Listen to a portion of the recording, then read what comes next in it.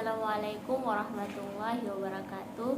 Perkenalkan, nama saya Siti Alkim Permata Sarikela.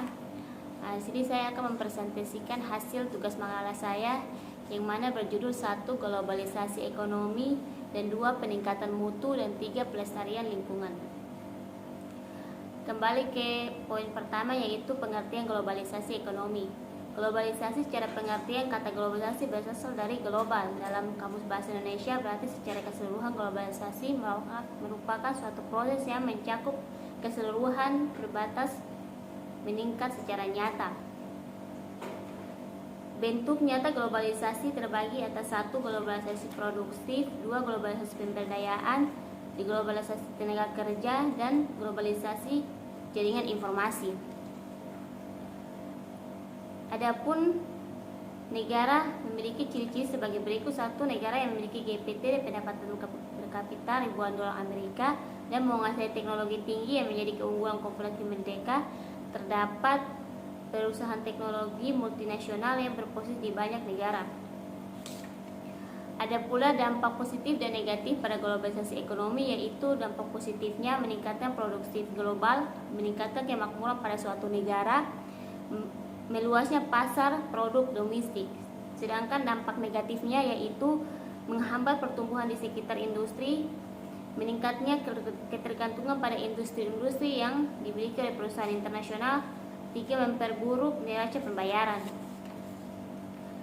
Pengaruh globalisasi terhadap administrasi pembangunan, yaitu dalam globalisasi ekonomi dapat menjadi hambatan administrasi pembangunan karena globalisasi ekonomi merupakan salah satu tantangan masa depan dalam proses pembangunan yang mana memerlukan pemahaman tentang masa depan atau pembangunan kepada perlu dalam menyusun perencanaan pembangunan. Hal ini disebabkan karena dalam berjalannya waktu perubahan teknologi semakin besar dan semakin canggih sehingga diperlukan globalisasi ekonomi agar semakin canggih, sehingga globalisasi ekonomi agar kita dapat memperhitungkan dan tidak tertinggal oleh negara lain dan pembangunan kita pun akan berhasil. Adapun contoh kasusnya atau masalah yaitu masalah kemiskinan, di mana kemiskinan adalah keadaan di mana menjadi tidak mampu untuk memerlukan kebutuhan dasar seperti makanan, pakaian, tempat berlindung, pendidikan, kesehatan. Kemiskinan ini juga dapat diperoleh oleh kalangan pemenuh kebutuhan dasar ataupun sifat oleh kalangan alat pemenuhan kebutuhan dasar atau akses terhadap pendidikan dan pekerjaan. Kemiskinan merupakan masalah global. Solusinya bagaimana, yaitu mengatasi kemiskinan. 1. Menciptakan lapangan kerja yang mampu menyerap tenaga kerja sehingga pengangguran penyebab kemiskinan bisa berkurang. 2. Mendirikan BLK, Balai Latihan Kerja bagi kurang mampu sehingga memiliki bekal yang cukup untuk maju di dunia usaha. 3. Menarik minat pengangguran dengan menaikkan upah minimal sehingga mereka berhasrat untuk bekerja. B. Peningkatan mutu hidup. Peningkatan mutu hidup yaitu peningkatan merupakan tantangan sentral untuk mendapat pengakuan atas harkat dan martabat manusia dalam segala aspek, insan politik, insan ekonomi, dan sebagai individu yang mempunyai jati diri yang khas. Yaitu 1. Mutu hidup di bidang politik yang mana memiliki kebebasan berserikat, kebebasan menyatakan pendapat, kebebasan memilih wilayah di lembaga legislatif, kebebasan menggunakan jalur politik yang dipandang paling tepat untuk menyalurkan aspirasi politik, akses kepala aparatur pemerintah memperoleh pelayanan dibutuhkan. 2. Mutu hidup di bidang ekonomi, yaitu tujuannya agar kebutuhan primer tersebut dapat terpenuhi baik secara kebutuhan pangan, sangan, makanan, protein, kalori, juga mutu gizi termasuk air bersih dan udara segar. Adapun mutu hidup di bidang sosial yang mana menjaga keseimbangan antara berbagai hak dan kewajibannya, karena sebagai makhluk sosial tidak mungkin hidup sendiri. Sedangkan mutu hidup di bidang individu yaitu merupakan insan politik, insan ekonomi, dan makhluk sosial, tetapi setiap manusia merupakan individual jati dirinya dan khas ditinjau dari sudut pandang karakteristik biografinya, filsafat hidupnya, prinsipnya, kepribadiannya, kemampuannya, sistem dan nilainya.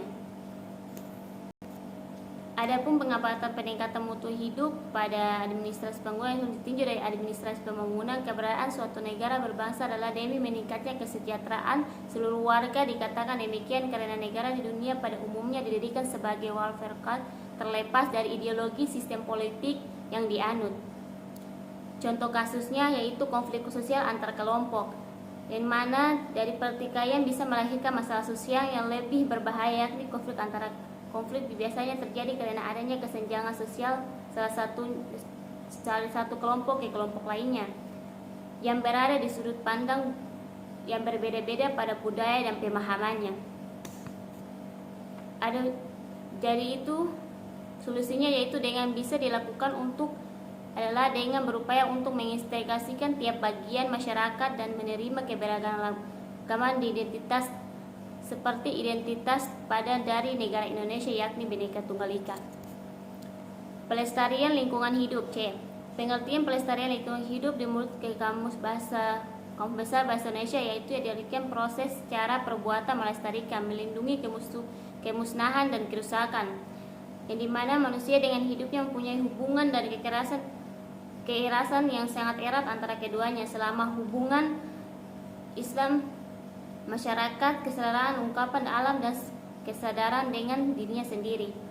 Lingkungan hidup terbagi menjadi dua, yaitu biotik dan abiotik. Biotik yang mana termasuk udara, air, tanah, sedangkan biotik adalah manusia, hewan, dan tumbuhan. Adapun pengaruh administrasi pembangunan dengan pelestarian lingkungan yang dilihat dari pembangunan berkelanjutan, yaitu proses pembangunan yang maksimalkan sumber daya alam yang tersedia dan diolah dengan manusia.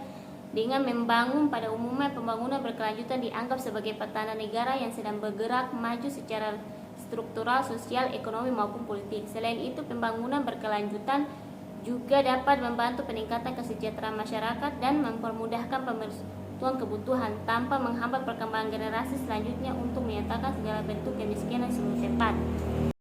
Adapun contoh kasusnya yaitu kerusakan hutan. Masalah lingkungan hidup yang cukup besar di Indonesia adalah mengenai kerusakan hutan melalui pengangkatan liar, pengunduhan hutan, menjaga pembakaran hutan, dan menyebabkan kerusakan hutan yang ada dikarenakan pembangunan menggunakan tanah. Solusinya yaitu satu, untuk menjangka pendek tentu saja adalah menegakkan hukum yang harus dilakukan. Hal ini penting untuk mencegah kegiatan legal, logil, dan hal-hal lainnya. Yang kedua, kegiatan pembangunan yang dilakukan perlu memperoleh lingkungan setempat. Penanaman kembali hutan-hutan yang telah rusak. Sekian presentasi saya, kurang dan lebihnya saya mohon maaf. Assalamualaikum warahmatullahi wabarakatuh.